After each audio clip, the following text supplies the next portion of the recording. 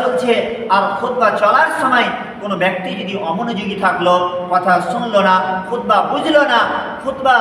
শুনলো না, মনোযোগ দিল না, মনোযোগ না দেওয়ার একটি কারণ তা হলো আমরা অনেকেই আছি আগে এসে বা আজানের সময় এসেও আমরা বসে আমরা কি করি, খুতবা কি বলল,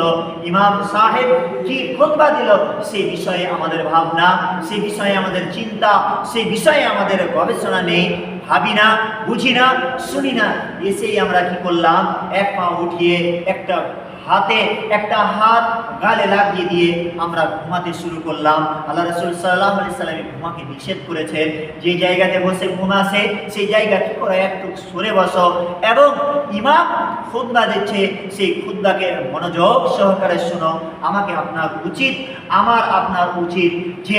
ইমাম সাহেব বক্তব্য দিতে গেলে বক্তব্য দেয় সেই সময় আমাকে